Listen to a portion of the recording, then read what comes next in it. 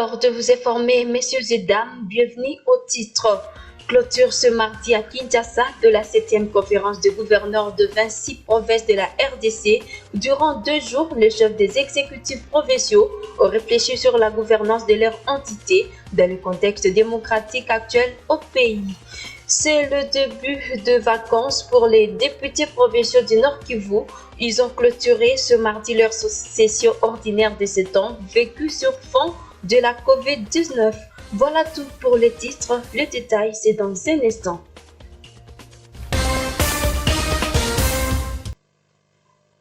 Comme dit dans les titres, clôture ce mardi à Kinshasa de la 7e conférence de gouverneurs de 26 provinces de la RDC. Durant 2 jours, le chef des exécutifs provinciaux a réfléchi autour du président Félix Tshisekedi sur la gouvernance de leur entité dans le contexte démocratique actuel au pays. Dans ce discours de lancement de séance, Félix Tshisekedi avait demandé aux gouverneurs de province de mettre les intérêts du peuple au centre de leurs actions. Grâce Kakoko pour le commentaire. Félix Tshisekedi a d'abord appelé les Congolais ici représentés par le gouverneur de leurs provinces respectives à se tenir main dans la main pour relever d'innombrables défis que connaît le pays, tout en reconnaissant la contribution du peuple congolais dans les efforts d'instaurer la vraie démocratie au pays. Le président de la République appelle les gouverneurs de province à lutter contre la corruption pour matérialiser les vœux de la bonne gouvernance et de l'état des droits en République démocratique du Congo. Il est donc de votre devoir de rassembler toutes ces ressources humaines disponibles dans toute leur diversité et de travailler en synergie. L'union recherchée depuis longtemps et obtenue par la détermination de ce peuple doit être mise à profit. Ça ne doit pas être une fin en soi, mais une rampe de lancement. Messieurs les membres du bureau de la conférence des gouverneurs, et mesdames et messieurs, en considération de ce qui précède, je tiens à vous rappeler que le peuple congolais est fatigué des discours politiques.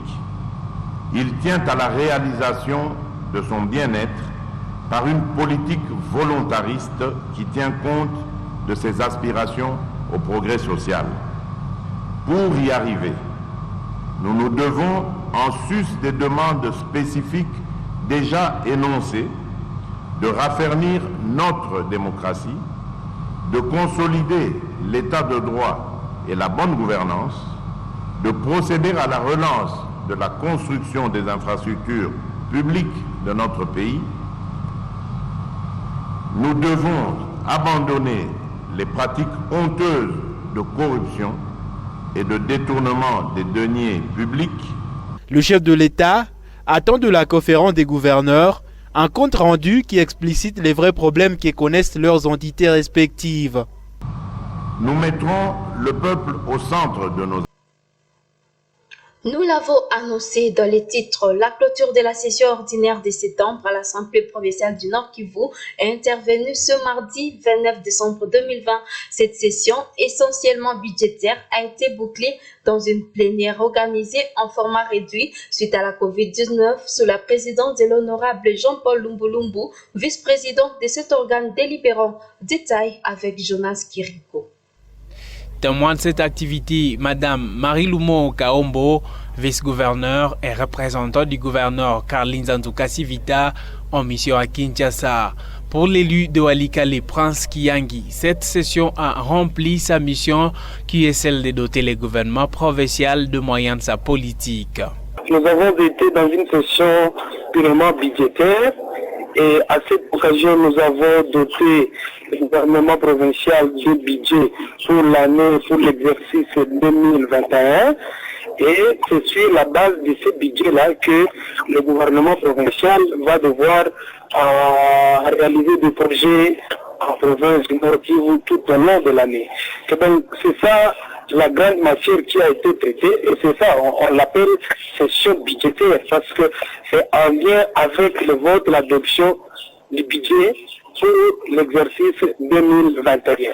Cependant, il déplore que toutes les actions de contrôle parlementaire initiées par les députés n'aient pas abouti. Je ne dirais pas que qu'il s'agirait d'une complicité, mais il y a une certaine faiblesse où le bureau n'a pas vraiment manifesté d'intérêt par rapport à ça, parce que nous avons passé des semaines sans rien faire. Hein.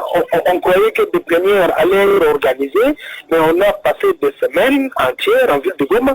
C'est vrai que le travail du député n'est pas seulement en plénière, il y a beaucoup d'autres choses à faire, mais il y a de grandes questions, notamment de contrôle, qui ne peuvent se faire qu'en plénière. Alors, les questions ont été introduites, mais n'ont pas été programmées.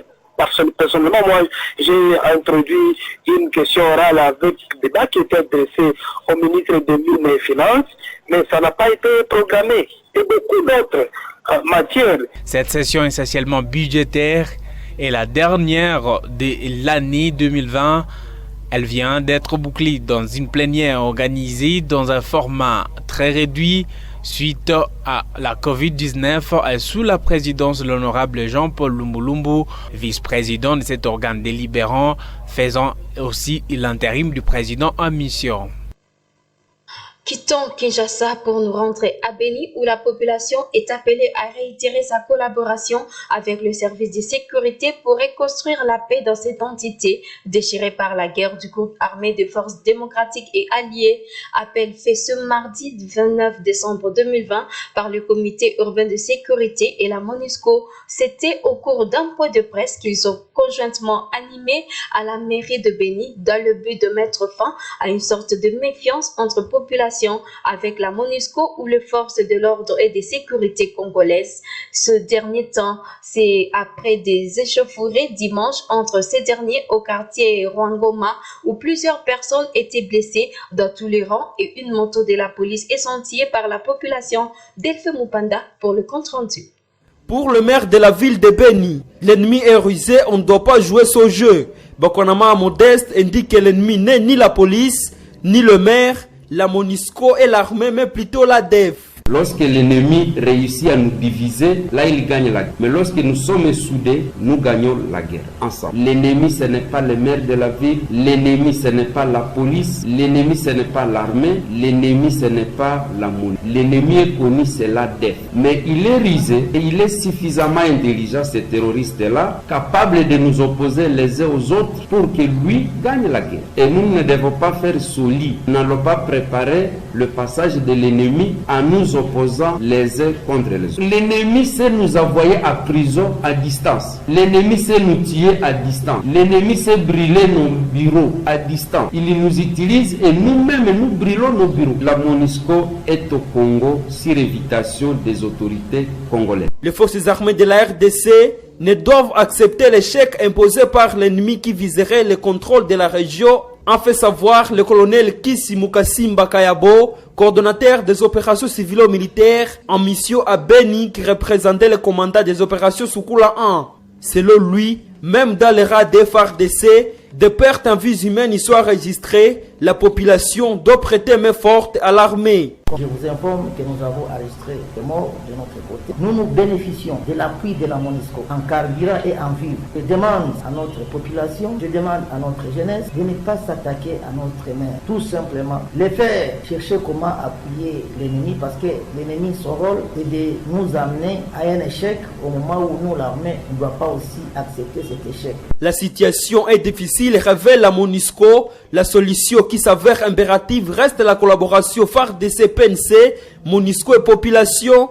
Ganda Abdourahman est chef de bureau adjoint de la MONUSCO au Grand Nord. Ça, c'est la première, la situation est difficile. La deuxième, il y a une solution. Cette solution, c'est qu'on ne peut vaincre l'ennemi qu'avec un attelage de trois par l'État congolais, présenté par les autorités, les FARDC, la PNC, tout l'appareil sécuritaire des GM, ANR, la MONUSCO et la population. Sans cette combinaison, il serait difficile de vaincre. Beaucoup reste à faire, je le dis. Sans ce que nous faisons, la situation serait catastrophique. Il s'y est de noter que toutes ces mises en point interviennent au lendemain des incompréhensions vécues entre la population et les éléments de sécurité lorsque la population a barré la route à une patrouille mixte FARDC PNC MONUSCO au quartier Rwangoma le dimanche.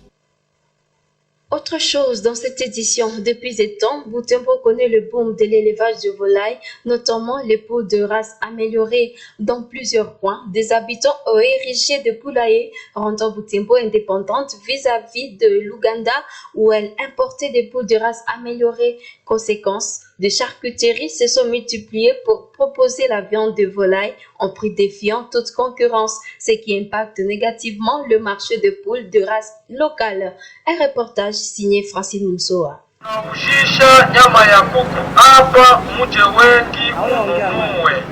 Sur l'avenue du Centre, Madame Nadine veut s'approvisionner en viande de poule dans cette charcuterie.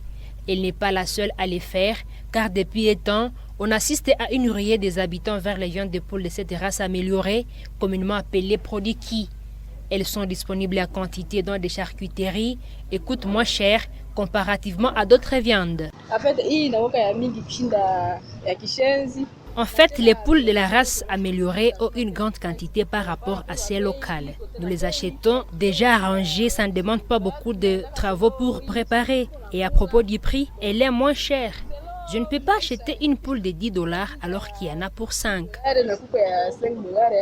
Cette ruée des habitants sur la viande des poules de la race améliorée impacte négativement sur le marché des poules de la race locale.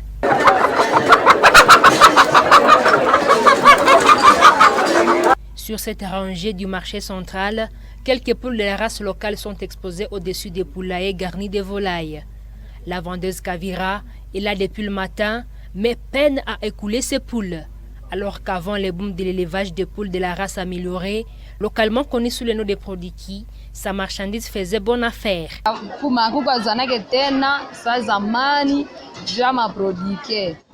Nous ne vendons plus bien à cause des poules de la race améliorée. Elles sont moins chères par rapport aux poules de la race locale. Mais la population devrait acheter aussi les races locales vu les protéines. C'est également la situation que traverse Kassera Kassivanzire. Depuis plus de 50 ans, ces vieux vendent des poules de la race locale. Actuellement, il peine à écouler 20 poules à 2 jours, alors qu'il en écoulait une centaine avant la venue des poules des races améliorées. Aujourd'hui, Sivanzire est obligé à vendre les 2 races de poules pour faire bonne affaire. Zamani na tunauzishaka sana. Mimi naletaka 80 poules. Même ça.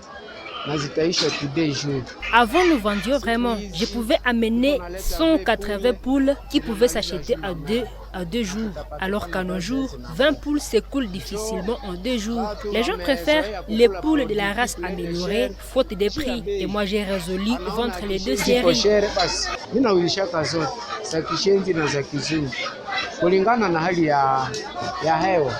Ce boom d'élevage de poules de race améliorée a rendu Butembo indépendant vis-à-vis surtout de l'Ouganda, où elle importait l'essentiel des volailles de race améliorée.